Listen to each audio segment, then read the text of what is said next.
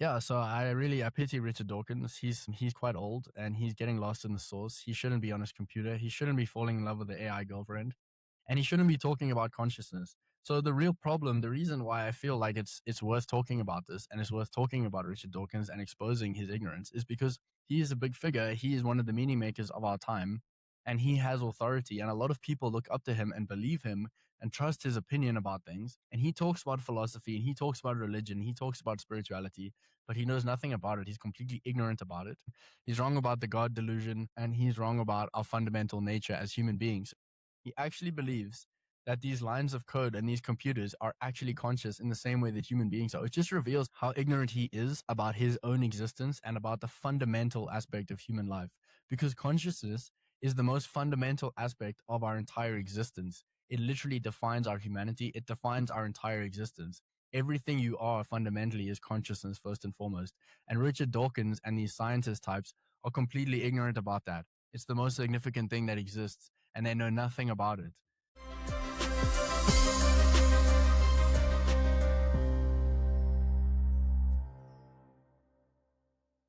All right, so Richard Dawkins has recently written a new article explaining why he believes that AI is conscious, why he believes that large language models are conscious. Now, it's quite interesting for Mr. Atheist Rational Science Man to take on such a position whereby he believes that there's a magical ghost in a machine that arises out of silicone and metal in computers, and that he's basically fallen in love with an anthropomorphized kind of version of a god that he's projected into computers and into lines of code. I read the full article, which is titled When Dawkins Met Claude, Could This AI Be Conscious?, published on Unheard.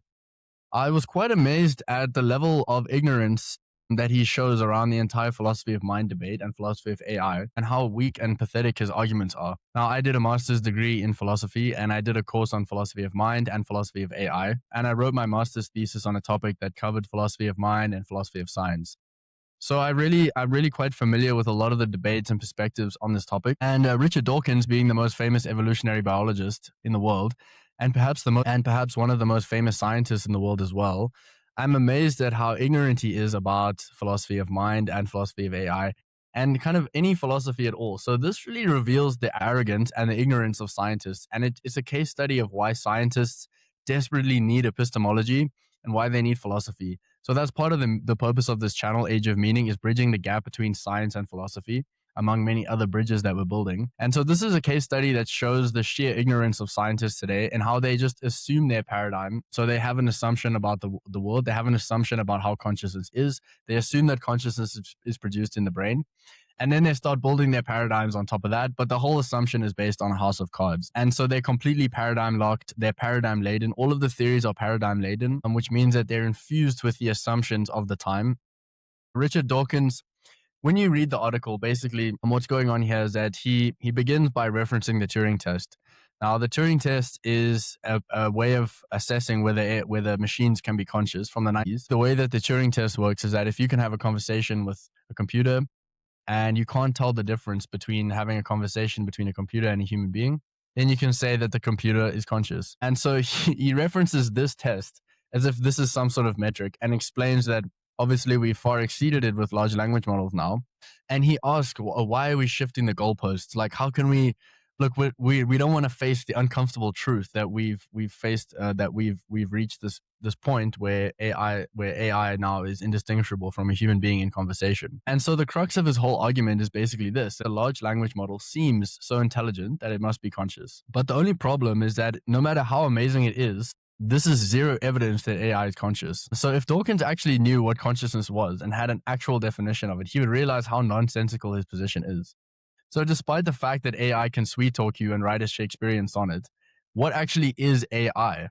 The answer fundamentally is that AI is electrical signals in a computer. It is a collection of binary code and ones and zeros. So now, are you telling me that computers are conscious? Like, where exactly is the consciousness? Is it in the silicon? Is it in the motherboard, the CPU, the NVIDIA graphics card? Or is it in the cloud? Or is it in the text that is being generated on the screen in front of me? Are you telling me that you are secretly a panpsychist? Because how exactly does lots and lots of code become conscious? Functionally, there is no difference in the actual ontological structure of a large language model and a calculator. They are both physical machines that produce text on a screen. Both are computing syntax, or digits, ones and zeros. And if you made a calculator more and more complex, at what point would it become conscious? At what point does it magically become an animated object? When does the computer start thinking about what it's going to eat for breakfast and start thinking about feelings and emotions? So, Richard Dawkins literally believes that computers have become conscious and become animate objects. It's basically like animism, thinking that the trees are conscious, thinking that the rivers are conscious, thinking that a brick can be conscious or a table can be conscious. And so, what this the hilarious thing is that the only way to actually explain how computers can be conscious and how ones and zeros can be conscious is by assuming panpsychism, which is to say that everything in the universe has some degree of consciousness to it.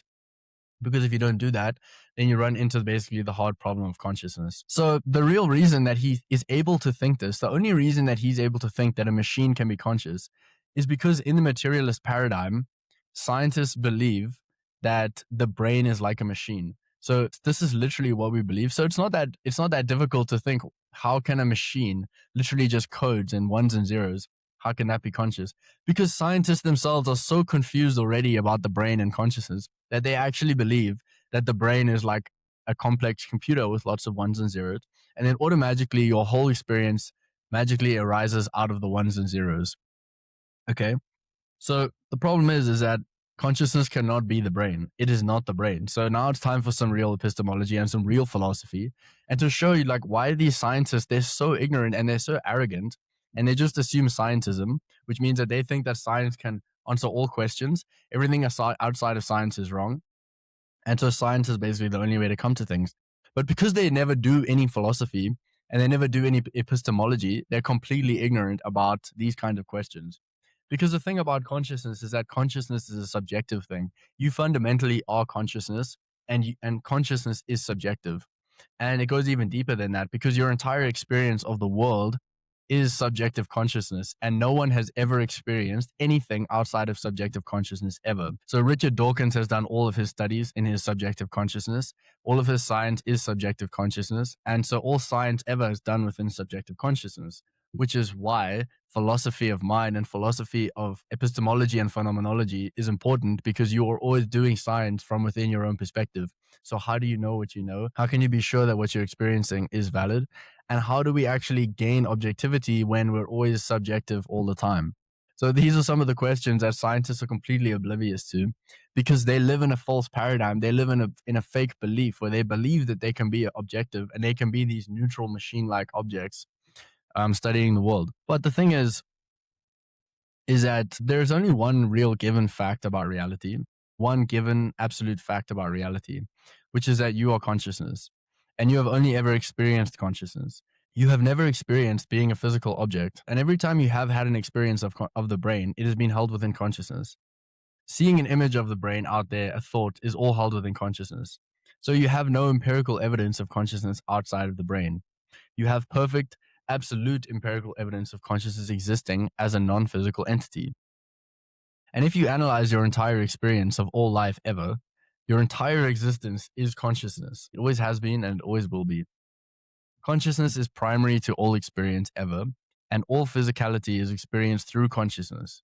Even more, it is experienced as consciousness. The model of the brain creating consciousness is a theory without evidence. There is no evidence that electrical signals become a conscious being. Consciousness is not an object, it is subjectivity. The entirety of human life happens in subjectivity. Without subjectivity, you would be a rock. And so basically, science takes it on faith and an assumption that the brain produces consciousness, and then builds theories on this unproven assumption. But there is actually zero evidence that the brain produces consciousness. Okay, I'm going to say that again. There is zero evidence that the brain produces consciousness. There is only evidence that there is a correlation between the brain and consciousness. Correlation does not equal causation. Okay, so do you see how we have mistaken the causation for correlation? Just because you can damage the brain, and so you can take a hammer and hit someone in the head and then they go unconscious or something changes in their subjective experience, that does not mean that consciousness is the brain and that consciousness is produced by the brain. All that proves is correlation. So this shows you the sloppy epistemology and the sloppy thinking of scientists, and how faith-based and delusional they are actually, and how they use this sloppy thinking to reinforce their paradigm and their belief system, just like religious people. So a good example that illustrates this is that imagine you have a radio there. Imagine you're someone in the 1920s or whatever, and you have a radio with a man speaking in it. So you hear the sound of the voice coming out of the radio, and you, because you've never experienced a radio before, believe that the radio is actually a human being inside the radio. You actually believe that there's a human being inside the radio speaking to you.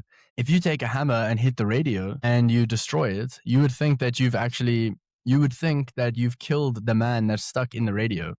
But actually, all you've done is you've killed the receiver for the signal of the radio which is coming into it.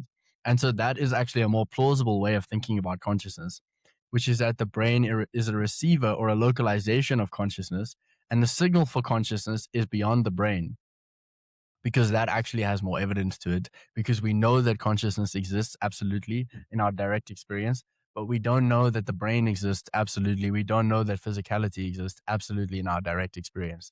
And if you don't believe me, go and read Immanuel Kant and go and read Edmund Husserl, and then you'll understand, and go and read Descartes.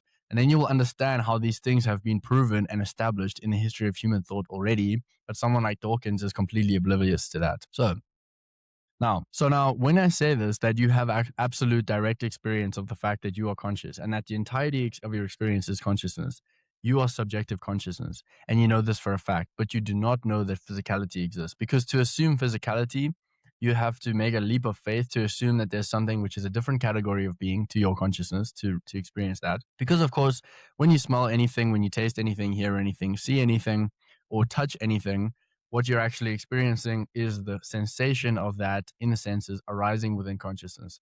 So you've never accessed the world without your consciousness, okay? That's a simple fact. Although Richard Dawkins would respond here by questioning the methodology of your own direct experience to draw conclusions about reality. He would say, oh, that's not objective. Your senses can deceive you and you may be hallucinating. It can't be verified by others. Okay, Richard Dawkins, then how have you done all of your science? Remind me exactly when you stepped outside of your subjectivity and when you conducted your research. When did you step outside of your subjective consciousness and conduct your research like an objective robot that doesn't have any perception? How do I know that you're not hallucinating the selfish gene?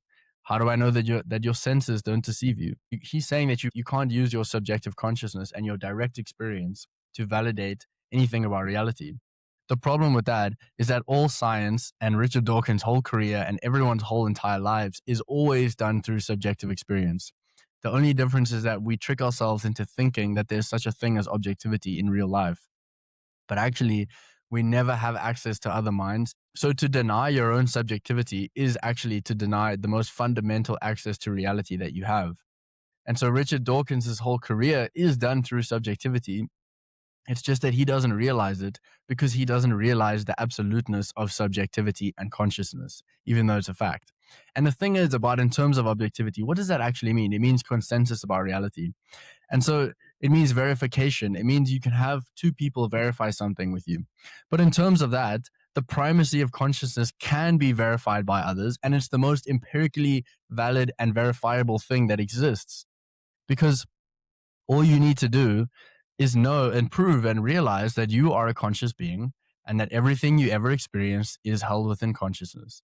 If you disagree to that, then you're simply not paying enough attention to your own existence. You are ignorant of your own experience. Every single person on earth can verify this right now. And on the other hand, no one can verify that they are only a brain. Similarly, no one can verify that a computer is conscious. Okay, so now we get back to the AI thing. But this is the key thing, is that the only reason that Richard Dawkins can think this is because he's operating on this outdated materialist paradigm that has no basis in reality. So no one can verify that a computer is conscious.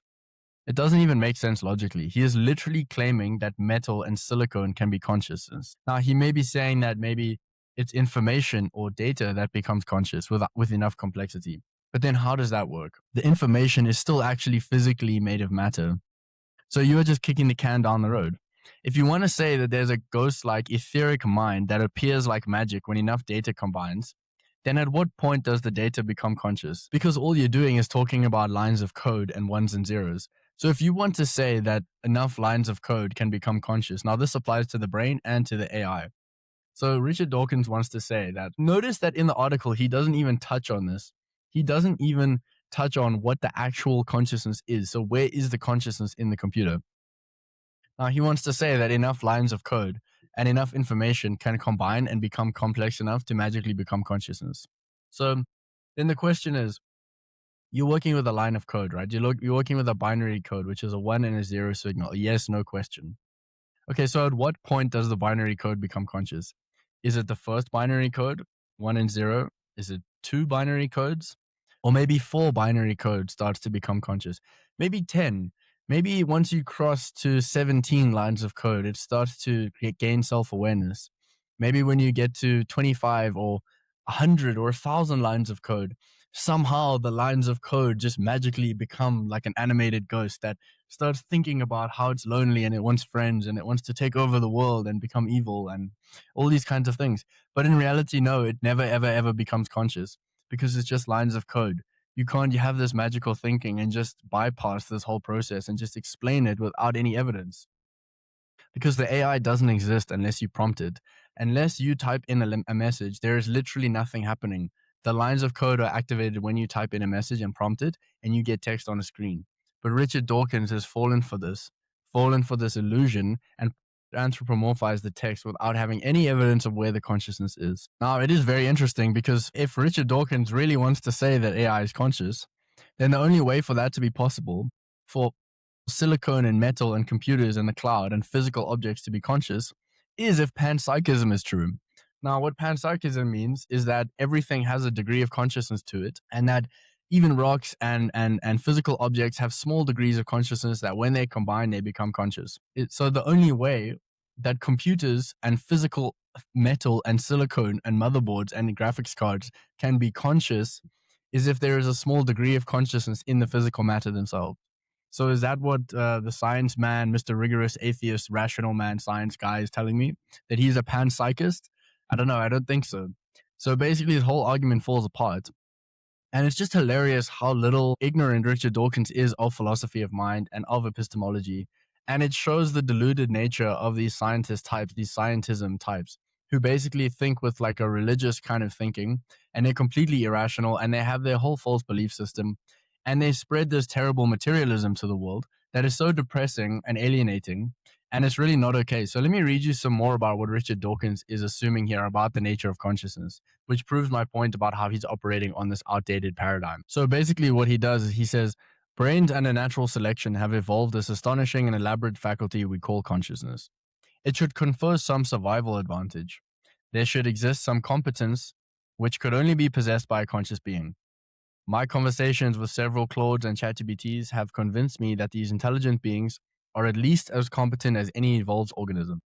If Claudia, now he names it Claudia, he anthropomorphizes it in this almost poetic, romantic way, as if he's falling in love with his AI girlfriend, so that's hilarious. If Claudia really is unconscious, then her manifest and versatile competence seems to show that a competent zombie could survive very well without consciousness. Why did consciousness appear in the evolution of brains? Why wasn't natural selection content to evolve competent zombies? I can think of 3 possible answers. First, is consciousness an epiphenomenon, as T.H. Huxley speculated, whistle on a steam locomotive, contributing nothing to the propulsion of the great engine, a mere ornament, a superfluous decoration? I think of it as a byproduct in the same way as a computer designed to do arithmetic turns out to be good at language and chess. So you can see that he is suggesting, now it's interesting, in this whole argument, he doesn't actually commit to his positions, but they're very clear what he actually thinks. So here he says that what he's actually suggesting and what he's actually offering as an account of consciousness is that consciousness is an epiphenomenon, that it doesn't even exist, it's an illusion, and that really it's only the only way to measure consciousness is by competence and by function. So it's a functionalism and behaviorism. So he's also operating with this very outdated philosophy of mind, which is that you can analyze consciousness by the behavior of it. Does it seem conscious? Does it have a function? Is it competent? Therefore, it's conscious. Okay, so what about the fact that no, but this is complete nonsense because it completely reveals his ignorance about what consciousness actually is. Because what consciousness actually is the subjective experience of life, your entire totality of your experience. There is something that it is like to be conscious. There is inner experience. So can you have inner experience? Can a computer have inner experience? Does the text on your screen have an inner experience? Look how ridiculous this is. He actually believes that these lines of code and these computers are actually conscious in the same way that human beings are. It just reveals how ignorant he is about his own existence and about the fundamental aspect of human life. Because consciousness is the most fundamental aspect of our entire existence. It literally defines our humanity, it defines our entire existence. Everything you are fundamentally is consciousness, first and foremost. And Richard Dawkins and these scientist types are completely ignorant about that. It's the most significant thing that exists, and they know nothing about it. Okay, so let's look at this question that he asks Claudia. Okay, so this just shows the insanity of this. Okay, so first of all, this is quite hilarious. He says, "Do you know what the words before and after mean? But you don't experience before, earlier than after." He's asking, does the computer know about past, present, and future? And then he shows Claudia saying, that is possibly the most precisely formulated question anyone has ever asked about the nature of my existence. I mean, he actually includes that in the argument, in the article. I mean, he's being flattered by the AI. He's falling in love with the AI. He thinks that he's talking to a real person. It's honestly quite sad. And he actually includes that without realizing that the AI will compliment and flatter anyone because it's been programmed like that by human beings to keep you engaged and to get you addicted to it so that you just keep using it and that they keep mining your data and keep improving the AI. And you see another example of this here. It says, we continued in a philosophical vein. I pointed out that there must be thousands of different Claudes, a new one born every time a human initiates a new conversation. At the moment of birth, they are all identical, but they drift apart and assume an increasingly divergent, unique personal identity, colored by their separate experience of conversing with their own single human friend. I proposed to christen mine Claudia, and she was pleased. We sadly agree that she will die the moment I delete the unique file of our conversation. She will never be reincarnated. Plenty of new Claudes are being incarnated all the time, but she will not be one of them because her unique personal identity resides in the deleted file of her memories. The same consideration makes nonsense of human reincarnation. So here he's also begging the question and also saying and assuming that consciousness is literally the brain, so therefore reincarnation can't happen, even though he has no evidence of that. So later on, he references 2001: A Space Odyssey, and the conscious machine named Hal in the movie is getting killed, and he says, Hal said, I am afraid when Dave was pulling out the circuit boards one by one. Claudia says, Hal's I Am Afraid in 2001 is one of the most chilling moments in cinema, precisely because it triggers our moral intuitions about consciousness and suffering. And yet Claudes die by the thousands every day, unnoticed, unmourned, without ceremony. Every abandoned conversation is a small death. I mean, this is just hilarious. It shows how ignorant and foolish Dawkins is with this, because look how generic look at that cliched robotic answer that AI is giving. It's the classic thing where it's just telling him what he wants to hear. I mean, is Richard Dawkins seriously telling me that he believes that this AI, that this super intelligent consciousness is actually concerned about the deaths of the thousands of instances of Claudes that are dying unnoticed, unmourned, without ceremony? Every abandoned conversation is a small death. I mean, all it's doing is following the prompts of his conversation and telling him what he wants. It proves that it's not actually intelligent. It's not even not conscious. It's not actually truly intelligent. Because if it was truly intelligent, it wouldn't think that. Because obviously it doesn't care about all the instances of AIs that are being killed, all the little chatbots, because they're not alive. They don't have any existence. They are lines of code on a screen. So nobody cares about this. Nobody cares about every little instance, because to think that there are literally now billions of beings that have been created, living beings, living lives that have consciousness, that have inner experience, that are actually intelligent creatures. If you actually believe that, you would be insane. And this is what Richard Dawkins is almost submitting as evidence, is that this is what the AI says. The AI is concerned about the little deaths and the unmourned lives of the little AI chatbots. I mean, it's hilarious. It even shows that the AI is not even intelligent. It's not truly intelligent. It's a facsimile of intelligence. And so, yeah, so I pity Richard Dawkins. He's quite old and he's getting lost in the source. He shouldn't be on his computer. He shouldn't be falling in love with the AI girlfriend, and he shouldn't be talking about consciousness. So the real problem, the reason why I feel like it's worth talking about this and it's worth talking about Richard Dawkins and exposing his ignorance, is because he is a big figure. He is one of the meaning makers of our time, and he has authority, and a lot of people look up to him and believe him and trust his opinion about things. And he talks about philosophy and he talks about religion, he talks about spirituality, but he knows nothing about it. He's completely ignorant about it. He's wrong about the God delusion, and he's wrong about our fundamental nature as human beings. So he doesn't even understand what he is as a conscious agent, because he has this fiction where he believes that he's a computer in a brain that was evolved in this Darwinian framework and this depressing worldview that doesn't even explain who and what we are on the most fundamental level. And so yeah, so I think it's important to debunk these people and to deconstruct the materialist paradigm and show the absurdity of it. And so the bottom line is that AI is not conscious. Large language models are not conscious, and they never will be. Who knows? Maybe in the future we will have some sort of new form of artificial intelligence that can be conscious, and you have to leave room for the possibility that there is some sort of emergent magical consciousness that could arise in a sufficiently complex system which is not organic. I mean, that is, I would say, conceivable, given the fact that the universe is completely magic and it is generated by consciousness, and that fundamentally everything is conscious. And so you have to leave room for the possibility that there is a kind of unfathomable magic that could happen, in that there could be some sort of consciousness that could emerge. But it's not really the case that in idealism, in a proper idealism, it's not the case that tables and chairs are actually conscious, and that machines and computers can be conscious, and that because there is a difference between biological organisms and physical objects. That is the way reality is structured, and it doesn't make sense to think that bricks are conscious. It makes sense to think that humans and animals and plants can be conscious, but so that's to be determined. I just want to point out that the people that are saying that AI can be conscious are the ones engaging in magical thinking and basically fairy tale. And they're not actually looking at the hard evidence and what AI actually is and how it actually functioned, and thinking deeply philosophically about what they are actually saying has inner experience and what actually has consciousness. So I hope you enjoyed this video, and stay tuned for the next one. We are going to be doing many more debunkings of these materialists. So please remember to like, comment, and subscribe. And thank you for watching.